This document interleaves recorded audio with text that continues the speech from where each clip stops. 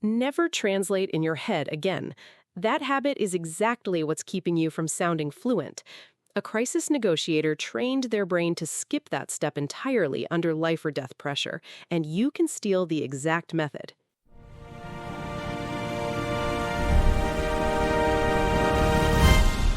You are on a phone line. On the other end is a man who has not slept in 2 days and has a weapon in his hand.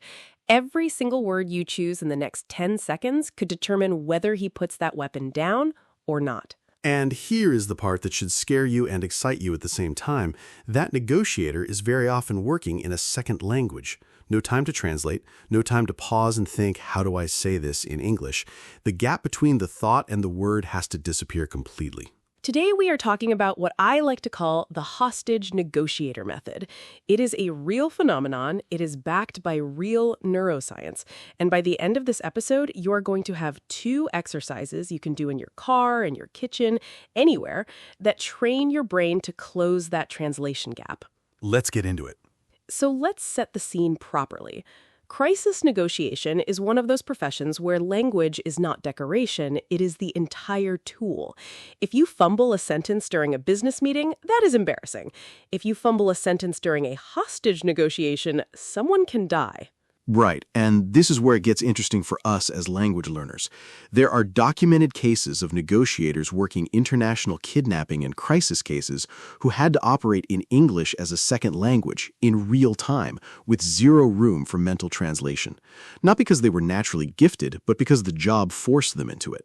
Think about the traditional classroom approach for a second.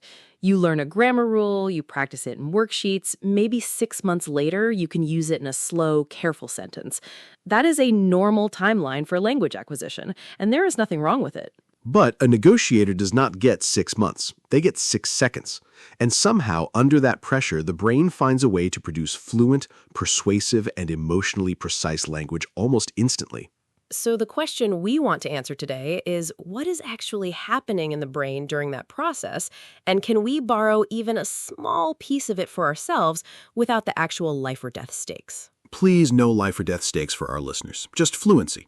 Just fluency, lower blood pressure version. Okay, let's talk about what is happening biologically, because this is genuinely fascinating. When a person is under extreme stress, the amygdala, which is the part of the brain that handles threat detection and emotional response, essentially takes over. This is sometimes called an amygdala hijack. And normally, we think of that as a bad thing for complex thinking. Your prefrontal cortex, the part responsible for careful, logical reasoning, gets partially sidelined. That is why people say dumb things when they are panicking. Exactly. But here's the twist. Language that has been trained deeply enough does not live in the slow, careful reasoning part of the brain. It lives in procedural memory, the same place that stores things like riding a bike or typing without looking at the keyboard. And procedural memory is much less affected by the amygdala hijack. So a negotiator who has drilled certain phrases, certain tones, certain structures over and over can still access that language even when the logical, careful part of their brain is offline. The words come out automatically because they were never stored as translated language in the first place. They were stored as direct responses. This connects to something Stephen Krashen talked about with his input hypothesis. Krashen argued that we acquire language most effectively through comprehensible input, meaning language we understand in context, not through conscious grammar study. The negotiator is essentially getting a massive, high-stakes dose of comprehensible input during training simulations, over and over, until the responses become automatic rather than translated. There's also Richard Schmidt's noticing hypothesis to bring in here. Schmidt's idea was that you cannot acquire a language feature unless you consciously notice it first. A negotiator in training does not just passively hear phrases. They're forced to notice exact word choices, exact tones, because their trainers drill them on it relentlessly. That noticing is what allows the phrase to move from something I heard to something I can produce. And then there's Merrill Swain's output hypothesis, which is honestly one of my favorite ideas in this whole field. Swain argued that just listening isn't enough. You actually have to produce language yourself, out loud, under real conditions, for it to fully solidify. A negotiator does not just study scripts, they practice saying them live in simulated crisis scenarios. That output practice is what locks it in. Let's talk about working memory for a second, too, because this is where Alan Badley's research becomes relevant. Badley described something called the phonological loop, which is basically your brain's short-term audio storage system. It holds sound patterns just long enough for you to work with them. Under normal conditions, if you're translating in your head, you're burning through your phonological loop capacity just holding the original sentence while you search for the English version. Right, and that takes time you do not have in a crisis. So what happens with highly trained negotiators is they stop using the phonological loop for translation entirely. The English phrase becomes the direct first response, not a converted version of a thought that started in another language. And this is where Robert Bjork's concept of desirable difficulties comes in, which I think is really important for us as learners. Bjork's research showed that learning conditions which feel harder in the moment, more effortful, more uncomfortable, actually produce stronger, more durable memory than easy, comfortable repetition. A hostage negotiation training simulation is about as desirably difficult as it gets. High pressure, real consequences simulated as closely as possible, immediate feedback. It is uncomfortable by design, and that discomfort is exactly why the learning sticks so hard.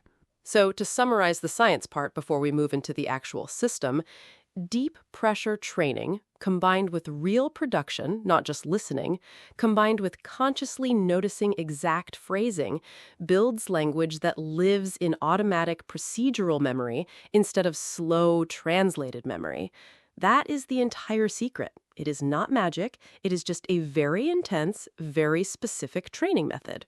Okay, so we are not going to ask you to go negotiate a hostage crisis to learn English faster, but we can absolutely borrow the mechanism. We call this the mirror response method, and it has two parts: vocal mirroring and active structural mimicry. Let's start with vocal mirroring, because this one is honestly my favorite, and I use a version of it for my Spanish practice too. Oh, tell me about that. So, negotiators are trained to mirror the emotional tone of the person on the other end of the line before they try to shift that tone somewhere calmer. It is called tactical empathy, a term used a lot in crisis negotiation training. You match the emotional register first, then guide it. For language learners, we can use a simplified version of this. You take a short audio clip, a podcast excerpt, a movie line, anything with real emotional tone, and instead of just repeating the words, you copy the exact vocal shape, the rise and fall, the pauses, the stress on certain syllables. Why does that matter more than just getting the words right?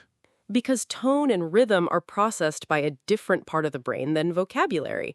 When you mirror tone, you are training your mouth and your ear together, and that is exactly the kind of procedural, automatic memory we talked about earlier. You're not thinking about the words, you are becoming the sound. That is basically what I accidentally discovered with French, actually. I used to just repeat French phrases flatly, like reading a list. It never stuck. Then I started actually copying the emotional tone of the French speaker, even exaggerating it a little, almost like acting, and the phrases started sticking so much faster. Exactly. That is vocal mirroring. Pick 30 seconds of English audio, play it once just to listen, then play it again and shadow it, meaning you speak along at the same time, copying the exact rhythm and emotional tone, not just the words. Do this in your car, your shower, wherever nobody is judging you. Now, let's talk about the second half, active structural mimicry. This one is about sentence patterns rather than tone. Right, and this connects back to something we mentioned earlier, Michael Lewis and the lexical approach. Lewis argued that language is not really built from individual words plus grammar rules. It is built from chunks, whole phrases that get stored and retrieved as single units. Native speakers are not assembling sentences word by word in real time. They are pulling out pre-built chunks. A negotiator uses this constantly. They do not invent a brand new sentence structure under pressure. They pull from a small set of trusted structural patterns and just swap in the specific details. Something like, I hear you saying that, and what I want you to know is, the structure stays fixed, the content inside it changes. So for active structural mimicry, you pick 5 or 6 useful sentence frames, not full sentences, frames with blanks in them. Things like, what I'm noticing is, or the reason this matters to me is, or here's what I'm thinking we do next. And then throughout your day, you force yourself to fill in those blanks out loud with whatever is actually happening around you. So if you're making coffee, you might say out loud, what I'm noticing is the coffee is stronger than I expected. Small, silly, doesn't matter. The point is, you're not translating a new sentence from scratch every time. You're running new content through an already fluent structure. And that is the entire mechanism behind why negotiators sound so fluent under pressure. Fixed, deeply practiced structures with flexible content dropped in. Once the structure itself stops requiring thought, all your mental energy goes toward the actual message, not the grammar. So, to put the whole system together, Step 1, vocal mirroring. 30 seconds of audio, shadowed with full emotional tone once a day. Step 2, active structural mimicry. 5 or 6 sentence frames used out loud throughout your day with real, current content. Do both consistently, and you're training the exact same procedural pathway a crisis negotiator trains, just without anyone's life actually being on the line. Which, honestly, most of us would prefer. Most of us, yes. Let's review the key vocabulary and phrases from today's episode, since a few of these are genuinely useful outside of language learning conversations, too. First one, translation gap. This refers to the mental pause or delay that happens when your brain forms a thought in one language and has to convert it into another before speaking. Example, the more you practice, the smaller your translation gap becomes. Next, procedural memory. This is memory for actions and skills that become automatic through repetition, like riding a bike, as opposed to memory for facts. Example, once a phrase becomes procedural memory, you don't have to think about it anymore. It just comes out. Tactical empathy. This is a term from negotiation training, meaning you deliberately acknowledge and match someone's emotional state before trying to influence the conversation. Example, she used tactical empathy to calm the client down before explaining the bad news. Shadowing. In language learning, this means speaking along with an audio clip at the same time it plays, copying pronunciation and rhythm as closely as possible. Example, I shadow a few minutes of English podcasts every morning on my commute. Sentence frame. This is a fixed sentence structure with a blank space where different content can be inserted. Example, here's what I'm thinking we do next, is a sentence frame you can reuse constantly. And finally, desirable difficulty. A learning condition that feels harder in the moment, but actually leads to stronger, longer-lasting memory. Example, testing yourself instead of just rereading notes is a classic desirable difficulty. Great phrases to have in your back pocket, and honestly, useful even just for describing your own learning process to other people. So, here's your challenge for this week. Pick 30 seconds of English audio, shadow it once a day with full emotional tone, and pick 5 sentence frames you will actually use in real life. Say them out loud, even when it feels a little strange talking to yourself in your kitchen. Thanks for listening, and we'll catch you in the next episode. See you then.